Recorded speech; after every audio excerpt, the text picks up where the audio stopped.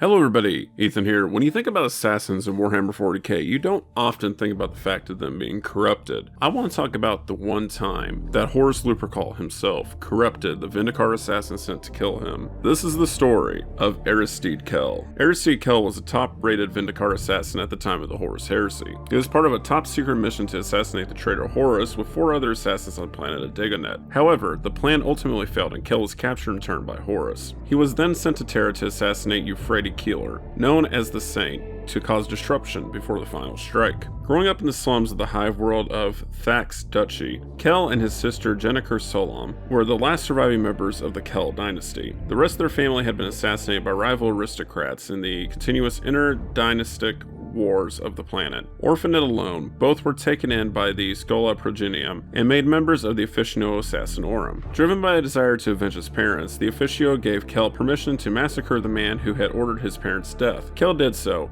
but killed many innocent bystanders in the process. Later, Kell was given command of a top-secret official mission to assassinate the traitor Primarch Horus. Kell carried out the mission alongside the Colexis Lota, the Eversor known as the Garantine, a Calidus assassin known as Koine, and Vanus assassin Fontariel, along with his own sister, and now Venenum assassin Solom in the Officio Assassinorum's first execution force. The assassins traveled to the planet Dagonet, which was in the midst of a civil war between loyalists and traitor elements. Despite this, the assassins attempted against as Horus failed when one of the War Master's subordinates, Luc Sidre, acted as a body double and was killed instead. With his mission crumbling from reprisals by the Sons of Horus, Kell at the last minute decided to pursue the demonic assassin known as Spear at the behest of his sister, as opposed to continuing on with the mission to kill Horus. After a vicious struggle, Kell managed to kill Spear, but was the only survivor of the team. He then journeyed in the Ultio to make a suicidal attack on Horus's flagship, the Vengeful Spirit. Kell supposedly died ejecting himself into space in front of the Vengeful Spirit command bridge, attempting to land a shot on the silhouette of Horus that stood in his window. Kell missed his shot, but somehow managed to board the Vengeful Spirit and spent years hidden to try and get another shot. Due to the isolation while hiding, he began to lose his mind.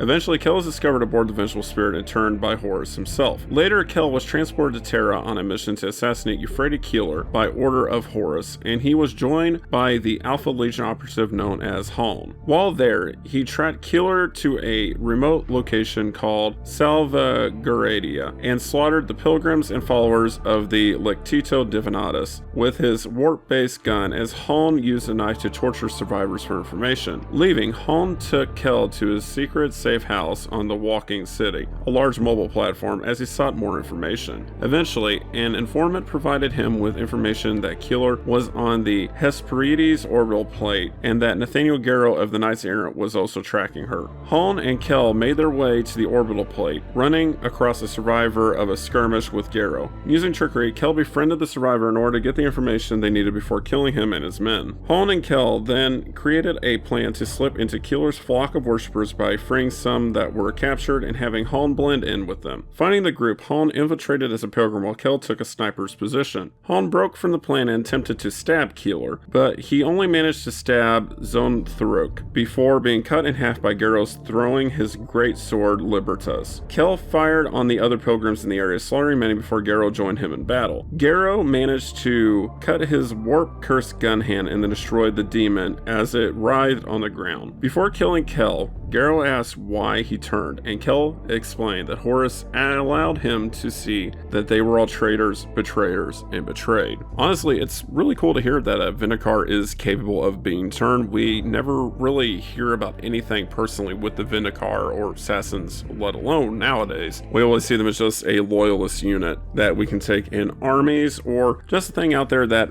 possibly kills something. Because here recently, I've read a lot of short stories recently where they kind of don't do their job too well. But yeah, I want to know what you think. Would it be cool to see more assassins getting corrupted by chaos? But yeah, if you like this video, like it, subscribe if you feel like it, and I'll see you tomorrow for another video. Bye-bye.